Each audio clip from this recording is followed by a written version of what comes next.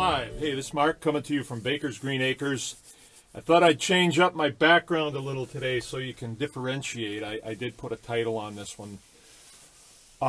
Yesterday, I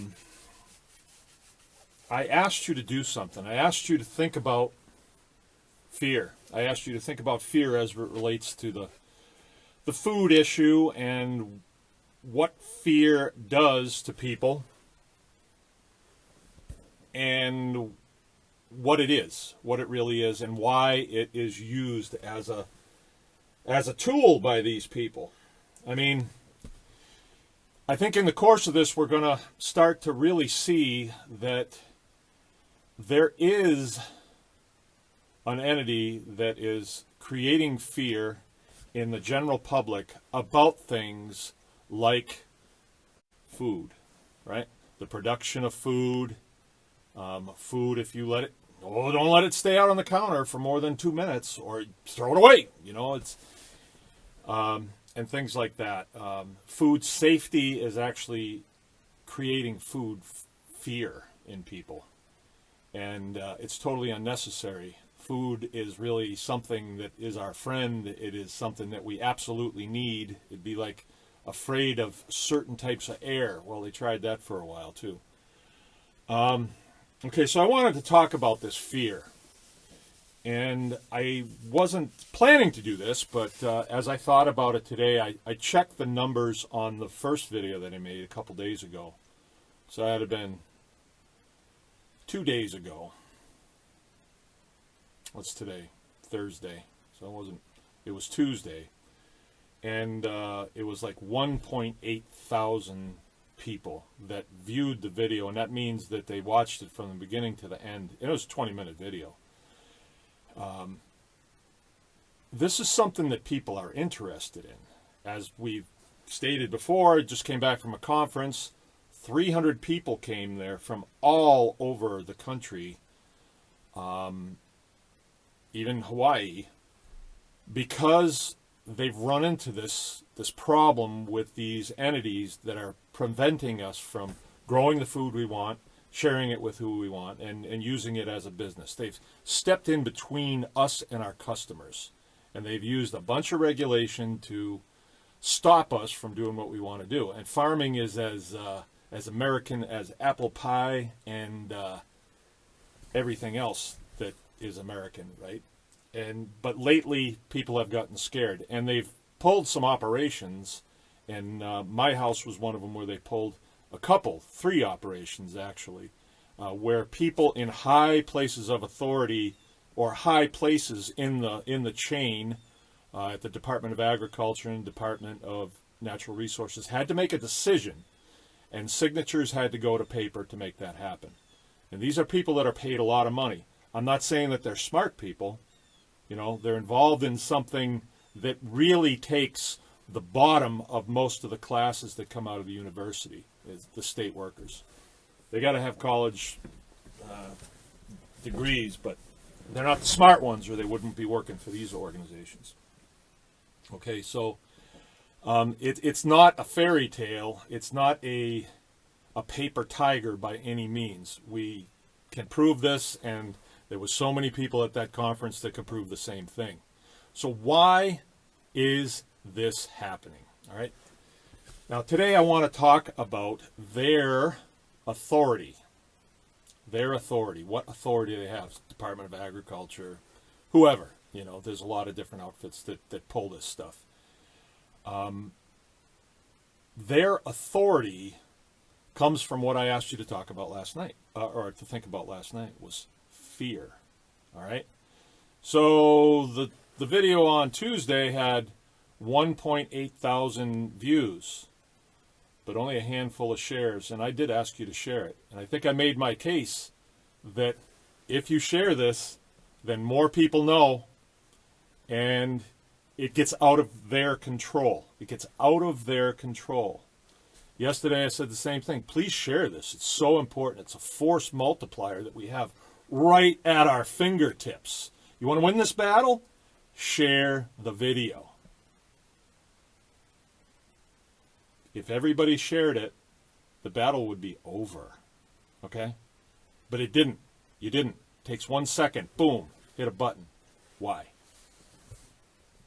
Fear. You're afraid. You're afraid of reprisal. And I get that. I totally get it. You have been taught to be afraid for a long time, right?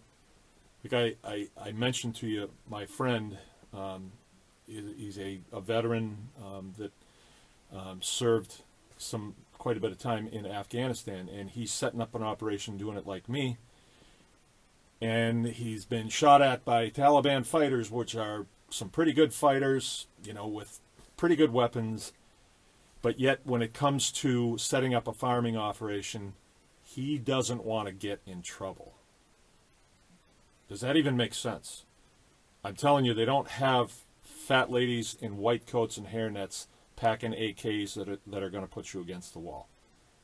They can't even begin to do anything like that. So that fear that you have prevented you from hitting that share button. You're afraid. And when you think about it, I asked you to think about your fear last night. Think about it today when you see this video. When you go to hit that share button, why don't you? What are you afraid of? Think about it. You're afraid of something. You don't want anybody to know that you listen to this crazy farmer that's talking truth to you. You don't want to know that.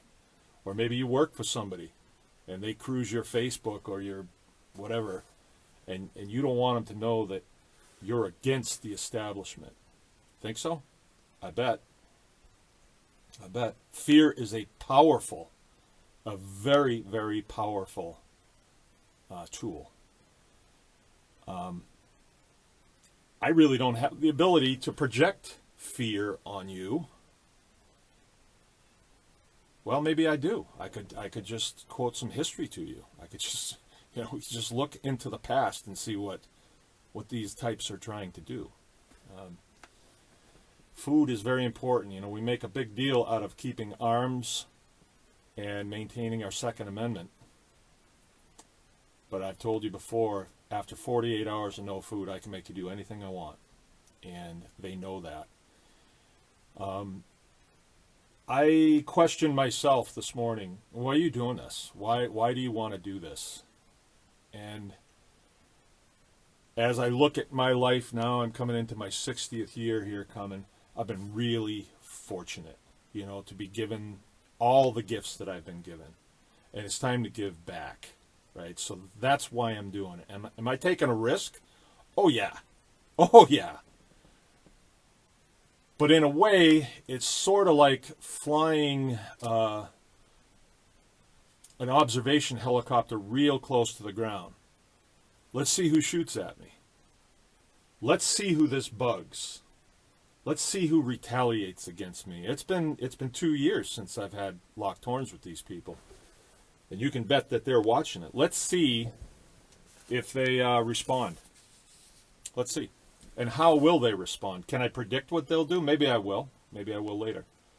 But today I don't want to do that. I want to talk about their authority and where it comes from. Obviously they have some authority. But when we talk about, let's just talk about the police. Let's talk about their authority, where it comes from, or the sheriff, where it comes from. Their authority comes from the people who have elected that individual. And our authority, all of our authority, comes from our constitutional rights. So we elect the sheriff and we say, we want you to protect our right to free speech, our right to own and bear arms, and so on and so on. We want to be safe in our homes. We want to be protected under due process of law. And we elect the sheriff to do that. His authority comes from us. So Department of Ag people, they have their black cars with the logo on the side. Where does their authority come from? Did it come from the people? Did we need the Department of Agriculture and put that in place?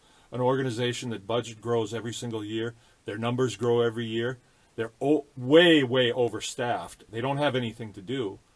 But you know how government is. If it ain't growing, then they cut their budget. Well, why is that happening? Did we authorize that? In the United States, we are governed by consent. Okay? So that is Department of Agriculture is a corporation, and they are in place to do something, to assist in governing as pertains to food production. Right? That's their charter. That's what they're supposed to do. But they've taken it a step further and they say, no, we're responsible for food safety. Huh. If that's true and you're responsible for it, can we sue you when a whole bunch of people get sick because you didn't catch something? Is that the case? No, it doesn't work that way, does it? It doesn't work that. So who are they beholding to? There's a corporation, board of directors. Who are they beholding to? Is it we the people? I don't know. Well, I kind of do know. I'd say no. Here's where their authority comes from when it pertains to us, the people. All right?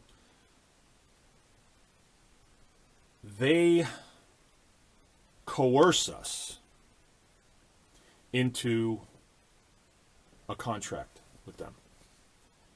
I get out of the Air Force and I say, gee, I want to set up a farm. I knew a little bit about value adding. I'm going to grow chickens, but I want to butcher them. I don't want to sell them live. I want to sell them butchered. I might even want to cut them up. I may even want to make sausage out of them. And I find out, yeah, you can do that. And you can sell it to restaurants, stores, and all this other stuff, so long as you have this contract with the Department of Agriculture. Because the stores, the farmers market, the restaurants, they all have a contract. And their contract says they can only buy from farmers who also have a contract, or who food preparation people who also have a contract. So I toddled right down there, get me a contract. Not really a contract, it was a license. But the terms of the license, the terms of the permit, I'm asking permission from this corporation to do business with another business. I'm bringing in a third party. The terms of that are the contract. And when I sign on the bottom line, I got to pay them money, right, for permission. And it went from $70 to, I don't know where it is now. It's probably double that, but I did it for about 14 years. I'm paying them money for permission. Why do I got to pay for permission? And what does that permission actually entail? What's their end of the bargain? All right. My end of the bargain is I'll adhere to these rules. They got a set of rules. Who makes the rules? They make the rules. Oh, but Mark, it's just good sense. Well, we don't have good sense? Did I urinate on my hands this morning after I went to the bathroom? No, we have good sense. We don't have any oversight in our home. We don't have any oversight in most places. And we're able to do that. We're adults. In most cases, I think most of us didn't party for 4 years on our parents' dime at the university. Most of us went to work and we partied on our own dime. And so I think in most cases, the people that I meet that aren't in that career field are a whole lot sharper than the people that are in it. I mean, if they didn't need to be in that career field, they wouldn't. That's where they have landed, and that's them. Oh, that's kind of mean. Well, that's the truth. And if you think I'm going to temper what I say here to save anybody's feelings, you got another thing coming. You don't know me. You might as well tune out. But the first video, 1.8. Second one's up over 1,000. So people do care about this. Okay, so they get their authority by contract. But what if I don't have a contract with them? They'll tell you, and I challenge you to check this out. What if I don't have a contract with you? Oh, things might not go so good for you. That's what they do. They won't tell you, well, you don't have to have a contract with us. You know, if you go to Verizon and say, well, I'm going to get a phone, they say, okay, we're going to have to do a contract here. Like, okay, I'll do a contract. That contract doesn't carry over to AT&T. I mean, I don't think. Let's use two different businesses then. It doesn't carry over. So if I don't have a contract with this corporation known as the Department of Agriculture, I've not agreed to anything with them. It gives them zero authority in my life. So what is the authority in my life as far as governance? What do we all live by in this country that keeps this country like this country and not like, Uzbekistan or Afghanistan or Iraq? And a lot of my friends have been there. I've been to a lot of different countries, and they are not good places. Why is this place so good? It's because of us, because we're great people? Partly, but great people created a document, created a set of laws, which is our Constitution. It is the supreme law of the land. And if we live under it, and other corporations live under it too, then everybody does pretty well. But what we're having happen here is a corporation that has a letterhead that says State of Michigan on it, but they're saying, yeah, Constitution's okay, but we're going to err on the side of safety for safety purposes, and we're going to give you more to do. We're going to be the ones that arbitrate how this is done. That's what they've done. So what I'm saying to do, what I am doing, is I've dumped my licenses. I no longer ask permission. I'm under no contracts of any of them now, right? And my farm is covered by the Constitution. That's the fence that goes up around my farm that keeps them out, right? That keeps them out. Fifth Amendment says that my life, liberty, and property is protected under due process of law. My process is my process. So long as it's within the law, right? I'm not saying you can do illegal things on your property. I'm not saying that. But milking a cow isn't illegal and has never been illegal and probably never will be illegal. Because to be illegal, it has to be a bill, right? That's an idea. It's got to go through the legislature, which is the House, which there's, over 100 people there in this state. And they have to vote unanimously in favor of it, but most of the times they don't, because it's not in the interest. So if the milk industry tried to say that milking cows is illegal except when we do it, it would never go anywhere. They'd like it to. They'd like to take all agriculture out of the hands of the people. They would like that. They'd like to take all the firearms out of the hands of the people. They would really like that. But we cannot allow that to happen. The power needs to be balanced between us and these agencies, whoever they are. Nobody can have too much power. If I can stay fed and I can stay armed, I'm in the game. If I'm not fed and I'm disarmed, I'm a peasant. I got to do whatever they tell me to do. And if you don't think that can happen in this country, you got another thing coming. They're trying to do it right now. Okay?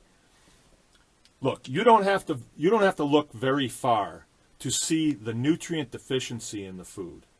Why do you think people are as sick as they are?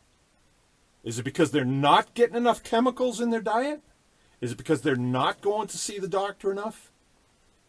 No, it's because the food that they're eating is not nourishing their bodies. Because it's not nourishing, the body's saying, I didn't get anything, give me more. So they're eating twice as much as they need, and they're storing it. I got to tell you this. We went to this conference the other night, and this is going to, here you go. We went to this conference the other night. I'm not sure if I told you this already, but I'll tell it again. And Friday night, it was a meet and greet of the speakers and the proctors, the people that put it together. And it was very nice. We had a nice time. And then some of the people started to funnel in. And we had a dinner. Really nice. I wound up out in the lobby talking to some of my friends, some of my GI friends. And we're sitting there, and there was a party going on in the big room there that was off of the lobby. And we're watching all these really well-dressed people go by. Like 200 of them. They're just in and out, and they continue to go in and out. The music's loud in there, it's all that. And they're going outside to smoke cigarettes. And as we're watching them walk by, I'm seeing some very strange proportioned people. I mean, a lot of them, I started to think this must be some sort of club of people that have eating disabilities or, things like that. A lot of really overweight people and just really bad complexions, really weird proportions. Just really weird. It was really weird. Over 200 of them. Well, later on, I found out it was hospital staff. It was a big hospital down there, and it was the staff, and it was like some sort of quarterly meeting or something like that. It was really sad. And, we've seen this now for as long as we've been in this business. Food is what does that. Good food makes bodies grow the way they're supposed to. Bad foods make them grow weird. Way too... Anyway, we saw that, and it was pronounced. So what I am saying here is industrial agriculture and those that push it, Department of Agriculture, they are creating human suffering. They are creating suffering of the land, suffering of our environment. They're creating that. That's what they're pushing, right? I'm supposed to be afraid to say that? The human suffering that I'm seeing because of their program, and it's all being taught where they go to school. And who funds the school? Who funds the curriculum? Industrial agriculture. Strange. Now, you need to know this, so I'm saying it. I'm just going to say it, and you can think about it if you want. You can do whatever you want. But if you don't get over your fear of these people, we're not going to turn this around. You've got to diminish your fear down to nothing. Realize that even if you get caught milking a cow 5 times, you're not going to get put against the wall and shot. What's the worst that's going to happen? Look, in my life, I have had those weenies up my driveway so many times, and it's always been the same thing. It's always them trying to impose their will on me. The last 5 times they came, it was always with the men in blue. And that didn't work because we're on the same page. We're commies. The ones in the white coats, they're commies. Commies? Connies. All of you should be Connies because the Constitution is what protects you. You should get a blanket with the Bill of Rights on it. You should sleep under that baby every single night. Curl up on the couch with it because that is what keeps you safe. And most of our police took an oath. They're paramilitary. They took an oath to the Constitution, and they are beholding to that. The system is so screwed up right now, it's hard for them to know. It seems like the ones that get into higher up leadership, they just want to get the stuff done. They just want to get the ticket count up and just get it done. No, the Constitution protects us, and you have to respect it or get a different job. Do something else. And when it comes to the food inspectors, I'm not saying that they're breaking their oath of office. I'm saying that you do not have to be beholding to their set of rules. You can say, no thanks, I'm not doing that. Like, let's say, and I can prove this a bunch of different ways. And I know that if you get on the phone and says, well, Mark said, they're going to say, oh, well, don't listen to that crackpot. That's what they're going to say. Think it through for yourselves, all right? Don't listen to the liars, thieves, and beggars. Think it through for yourselves. In your kitchen, you're going to have some people over that are visiting from Tanzania. They're missionaries, let's say. You don't know them. You're a missionary, they're a missionary, you're a Christian, they're a Christian, whatever. Maybe they're Muslim, I don't know, it doesn't matter. But you're going to have them over for dinner. Somebody else has set it up, and you're going to feed them, right? Do you need oversight? No, you don't. You don't need to call the Department of Ag and say, hey, I'm having some Tanzanian people in tonight. Is there anything that you want to come over and check? Do I need a permit to do it? No. Why? It's private. It's private. My business is private. My farm is private. My customers are private. right? Now, if I do want to go out and sell in the marketplace, like at a store, where I have to mark my product down to wholesale prices, that would make a lot of sense, wouldn't it? Then, I guess I got to walk into the arena where I need oversight from this entity of, you know, they're parasites is what they are, right? They don't produce anything. They're just going to oversee what we do because they're smarter than us, right? All right. I hope that I'm explaining this and not getting too upset about it. But the human suffering, the human cost here is really high. And it lays right at their doorstep. I mean, it's about time we start to talk about this and take the reins of fear off of people. What fear does, let's say this is a prison camp, and you pull one prisoner out and you beat that prisoner. Nobody else wants to get beaten, so everybody's like, I'm just going to stay right. I'm not going to talk. I'm just going to sweat it out. I'm not going to do anything. Once fear is taken off, all of a sudden people, their minds are unleashed, and all of a sudden they see things and say, hey, you know what I could do here? Or they say, I'm going to go visit my friends. I'm going to interact with other humans. I'm not afraid anymore. Right?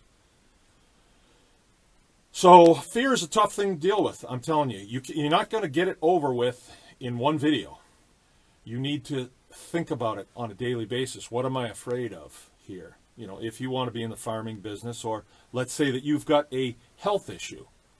Let's say you've got a health issue. So your own body is unhealthy, and you want to spend the rest of your life in a healthy body. Well, the human body is regenerative, I'm here to tell you. So if you start putting good stuff in it, it will regenerate, without a doubt. I mean, you'll start thinking clearly. I see an ugly face there. Somebody don't believe that? Probably Robert Freeman. You'll get better, right? If you get over the fear of that and you start to do that, start to put good food in you, things will change.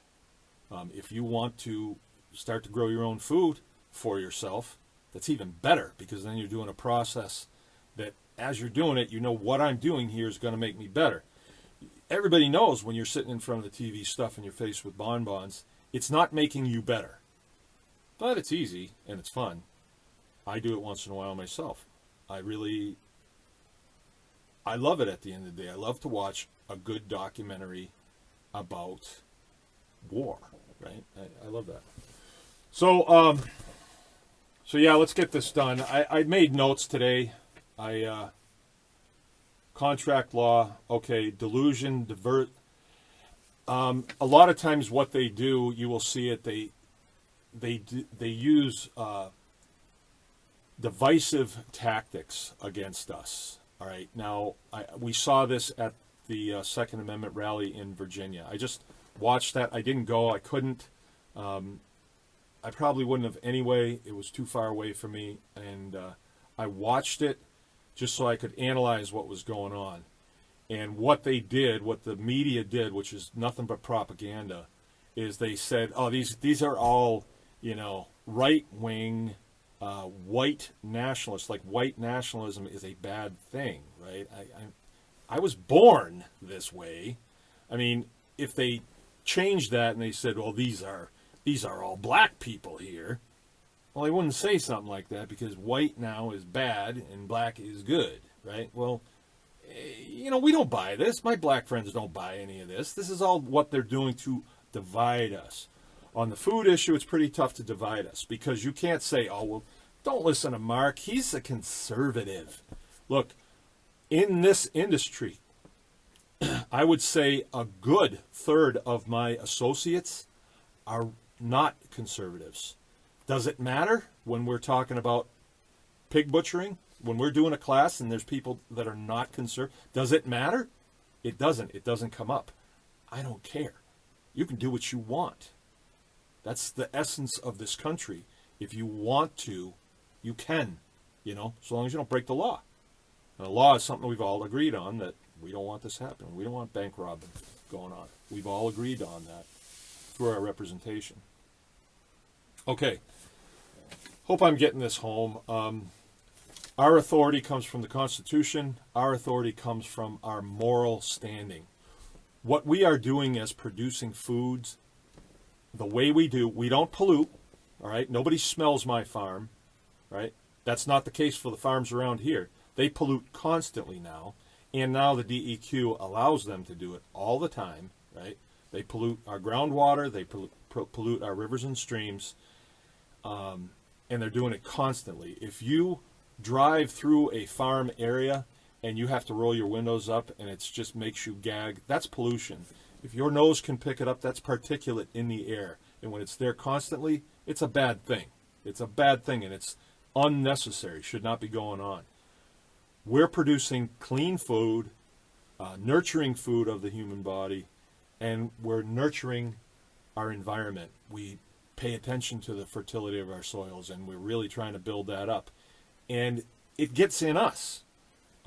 We live a good life because of our practices.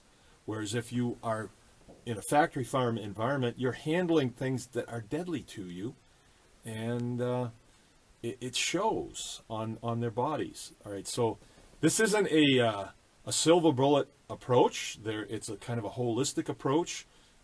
This skin suit that I'm in has to be healthy. My mind has to be healthy, and my processes have to be healthy, and it is doable. It is doable.